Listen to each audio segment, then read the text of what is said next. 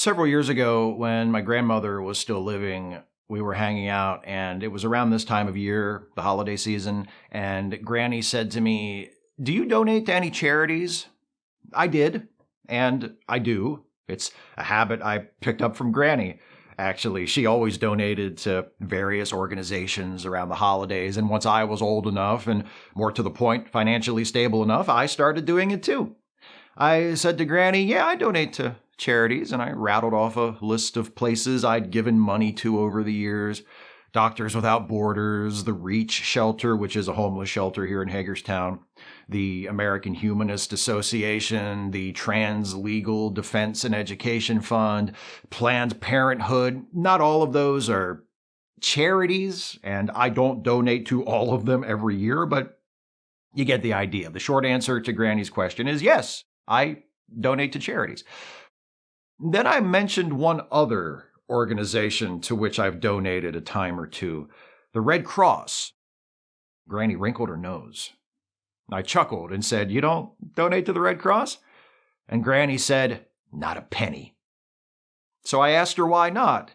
And some of you can probably guess the reason she gave. I'd never heard about this before this conversation with Granny, but among people from my grandparents' generation, Granny was in her early 80s at this time, and like I said, this was several years ago, this was apparently a really popular reason for not liking the Red Cross. The reason Granny never donated to the Red Cross is that in 1942, the Red Cross began charging soldiers for coffee and donuts.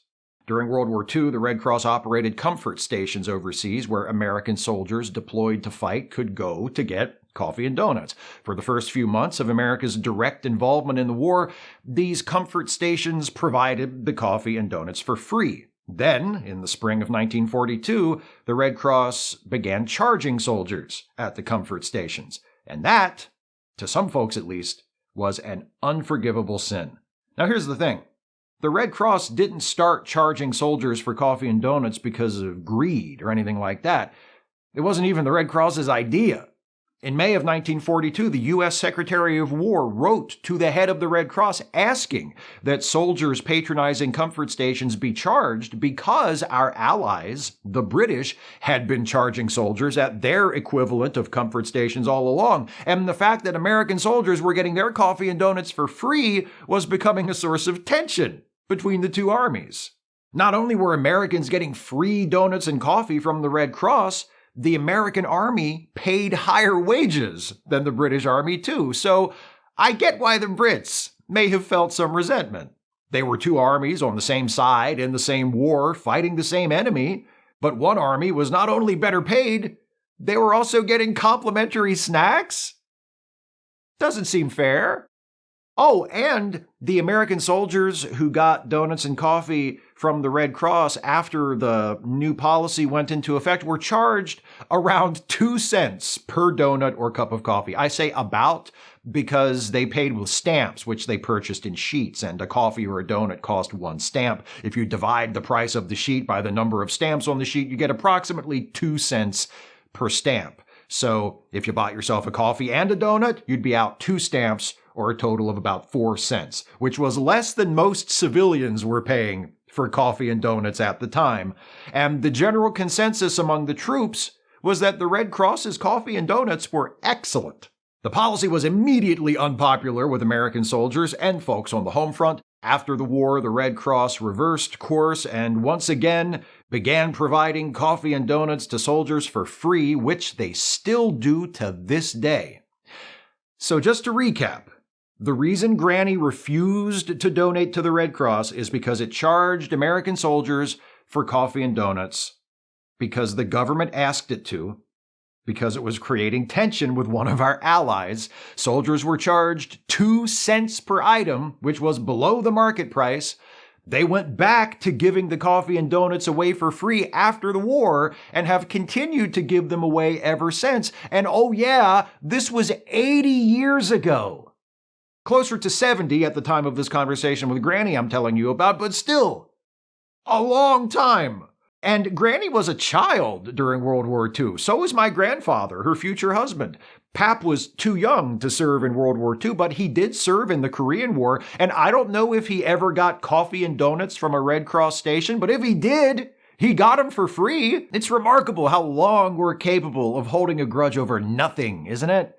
Yes, the Red Cross is a specific organization operated by specific people, but it's such a cultural institution that at this point it's almost an abstract concept, you know? The Red Cross, it's a thing unto itself, a whole, an entity that has always and will always exist. And Granny was mad at it for almost her entire life because of this thing it did in the 40s that she didn't appreciate. I admire that. Oh, it's ridiculous. I'm not saying it's not ridiculous, but at the same time, it's impressive.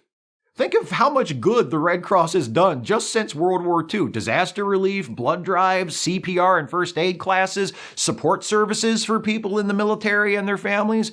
I'm sure they've fucked up a time or two as well, and I expect some of you in the comments will bring up a few examples of why actually the Red Cross isn't an organization that deserves our support, and that's fair enough.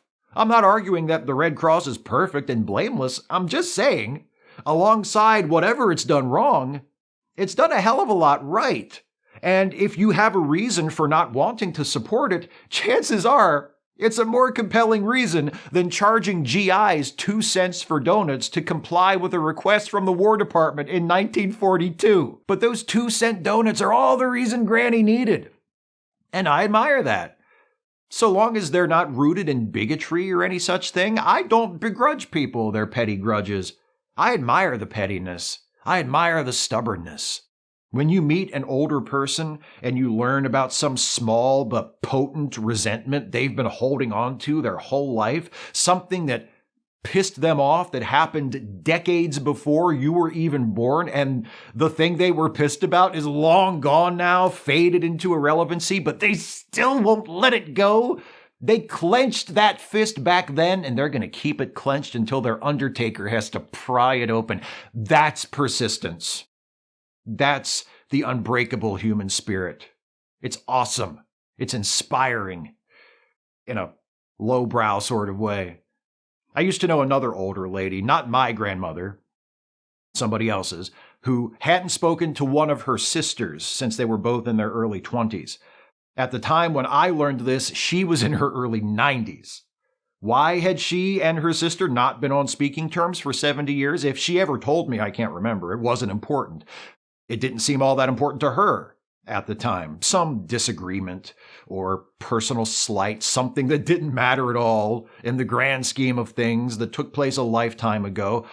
But by then it didn't matter what the reason was. All that mattered was the fact of their estrangement and her resolve that she wasn't going to be the first to reach out. If her sister wanted to reconcile, her sister was going to have to come to her. It wasn't just her sister either. This lady collected lifelong grudges, the same way other women her age collected Waterford glassware, which I believe she also collected.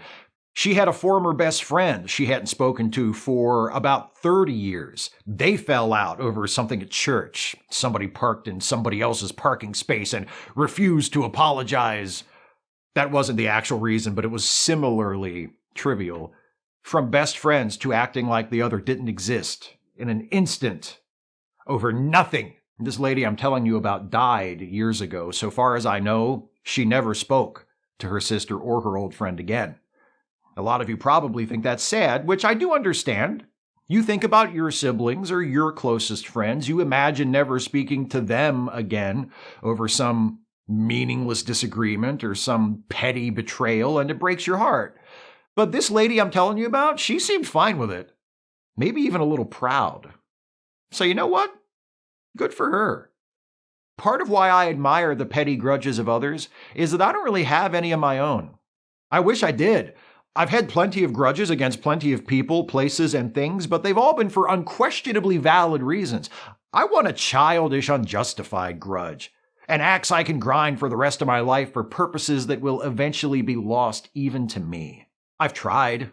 I had a pretty good grudge going against Derek Jeter back in the day when he was a star shortstop and his Yankees were always at the top of the standings while my Orioles were mostly the shits. What a cocky little prick he was. I hated his face. I hated his body language on the field. I hated his mannerisms when he was at bat. I hated him! For years I held the grudge. But then, time passed. He got older. He retired. He became an analyst for Fox's coverage of Major League Baseball.